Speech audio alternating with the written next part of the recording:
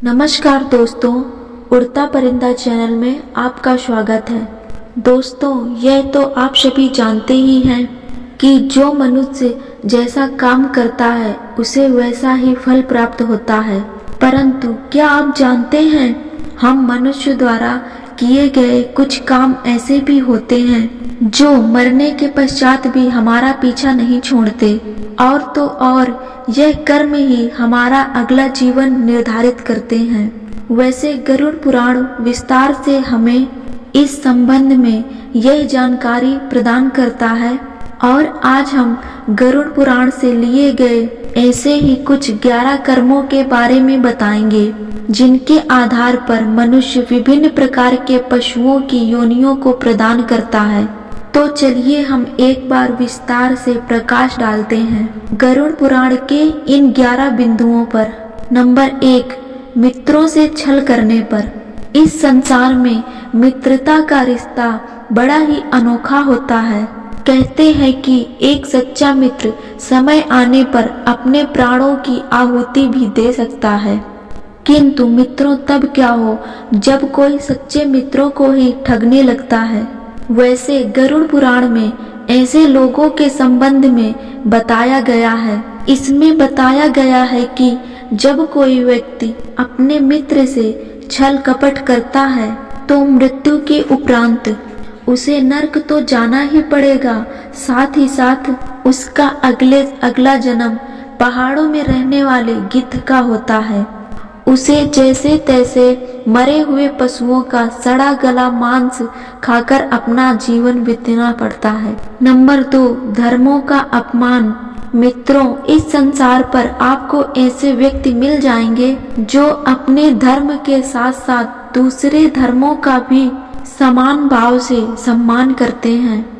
और वहीं कुछ ऐसे भी लोग होते हैं जिन्हें दूसरे के धर्मों से चिढ़ होती ही है, परंतु वह अपने धर्म को भी गलत दृष्टि से देखते हैं।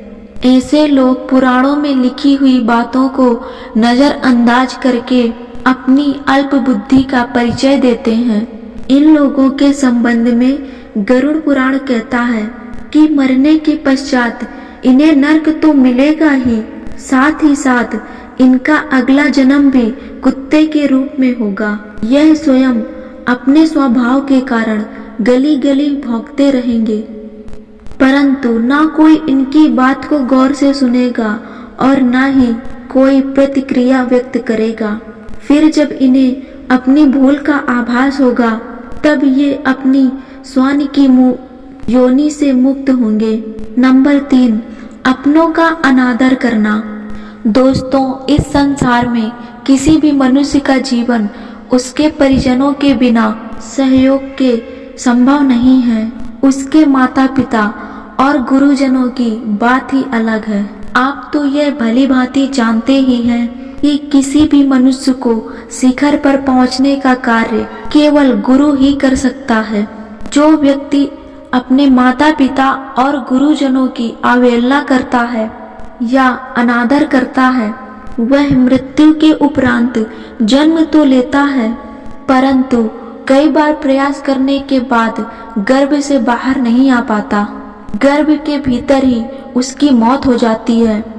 नंबर 4, ज्ञान को बांटने वाला।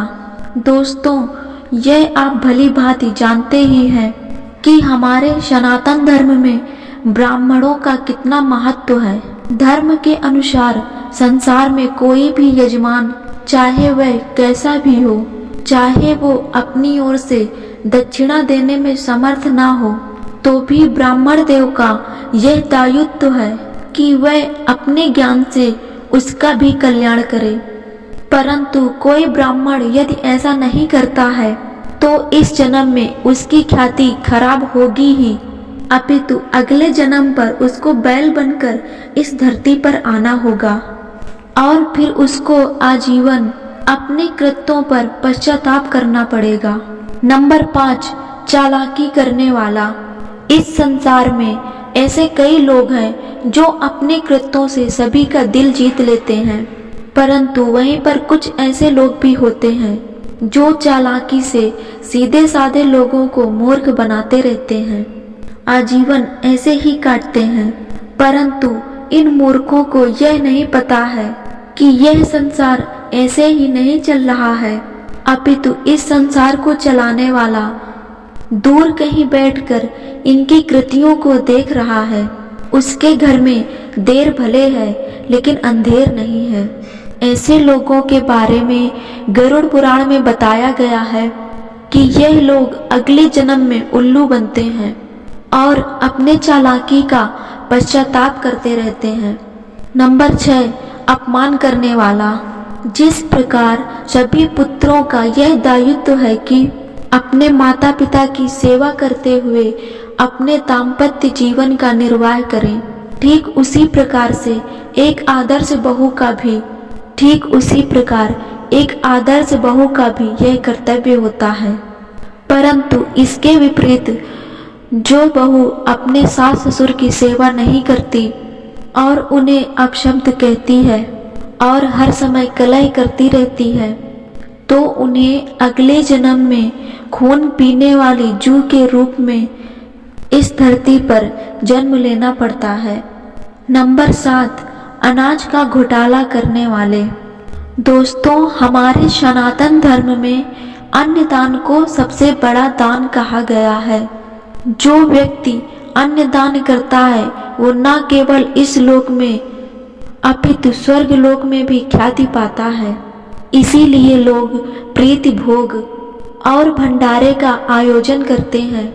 परंतु वही कुछ ऐसे लोग भी होते हैं जो अन्न का घोटाला और चोरी करते हैं। ऐसे लोगों के बारे में गरुड़ पुराण में कहा गया है कि इनका अगला जन्म छछूंदर या चूहे के रूप में होता है और फिर यह अनाज के दाने दाने के लिए तरसते हैं।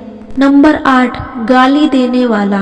दोस्तों, आप यह तो जानते ही हैं कि मनुष्य के कंठ में माँ सरस्वती का वास होता है। इसलिए शास्त्रों में बताया गया है कि मनुष्य को ऐसे शब्द कभी नहीं बोलने चाहिए जो दूसरे की भावनाओं को आहत करे। परंतु कई लोग अपशब्द को कहने से बाज नहीं आते और छोटी छोटी बातों पर अन्य लोगों को गाली देने लगते हैं। कई बार तो इन्हें तुरंत ही जवाब मिल जाता है, परंतु इनकी अकल तो तब ठिकाने आती है जब ये बकरे का जन्म लेके धरती पर आते हैं और फिर किसी न किसी कसाई के हाथों बलि चढ़ जाते हैं। नंबर 9, दोस्तों, इस संसार में कई लोग तो ऐसे होते हैं जो स्त्रियों को सम्मान की दृष्टि से देखते हैं। उनके मन में स्त्रियों के प्रति किसी भी प्रकार का विकार या दुर्भाव नहीं होता है। वहीं इस संसार में कुछ ऐसे लोग भी हैं जो प्रत्येक स्त्री को बुरी नीयत से देखते हैं। उनके मन में हर समय गंदा भाव ही चलता रहता है। उन मूर्खों को यह नहीं पता होता है कि भले ही उनकी वासना के बारे में किसी को पता ना चले, परंतु ऊपर वाला इन्हें देख रहा है और समय आने पर वह इनका न्याय जरूर करेगा। गरुड़ पुराण में ऐसे लोगों के बारे में बताया गया है कि मरने के बाद इन्हें गधे की योनि प्राप्त होती है और फिर यह गधे चाह कर भी किसी स्त्री पर वासना युक्त दृष्टि नहीं डाल सकते। नंबर 10, व्यभिचार करने वाली। दोस्तों, इस संसार में ज्यादातर स्त्रियां पतिव्रता होती हैं और उनके मन में अपने पति के अलावा किसी भी पर पुरुष का विचार नहीं आता। परंतु संसार की सभी स्त्रियां एक जैसी नहीं होती और वह व्यभिचारिणी होती हैं और ऐसी स्त्रियां विवाह तक संबंध बनाने में रुचि लेती हैं। वैसे इनके कृत्यों के कारण कई बार समाज में इन्हें अपमानित होना पड़ता है, परंतु इनकी अक्ल तो तब ठिकाने आती है जब इन्हें छिपकली या चमगादड़ के रूप में इस धरती पर आना पड़ता है। नंबर 11, जहर खाकर मरने वाले। दोस्तों, गरुड़ पुराण के द्वारा शास्त्रों में हमें यह बताया गया है कि मनुष्य का जीवन बड़े ही कठिनाइयों से मिलता है, परंतु हम में से कई लोग व्यर्थ की सांसारिक बातों में आकर घबरा जाते हैं और भगवान द्वारा दिए गए अमूल्य जीवन को व्यर्थ ही गवा देते हैं। ऐसे लोगों के संदर्भ में गरुड़ पुराण कहता है, ऐसे लोगों को सर्प बनकर धरती पर आकर अपनी गलती सुधारनी पड़ेगी, तब कहीं जाकर परमात्मा द्वारा प्राप्त इस जीवन की उत्कृष्टता को समझ पाएंगे। तो मित्रों, यह वो योनि है जो मनुष्य को अपने कर्मों के अनुसार मिलती हैं। इसलिए कहा जाता है कि धरती पर आए हो तो कुछ अच्छे कर्म करो, ताकि मरने के पश्चात उत्तम लोगों की प्राप्ति हो। इसी के साथ हमारी यह जानकारी यहीं समाप्त होती है। आशा करती हूँ आपको यह वीडियो अच्छा लगा होगा। वीडियो अच्छा लगा हो तो आप अपने मित्रों को भी यह जानकारी शेयर कर दीजिए और कमेंट में अपने सुझाव जरूर लिखें। वीडियो देखने के लिए आपका बहुत बहुत शुक्रिया।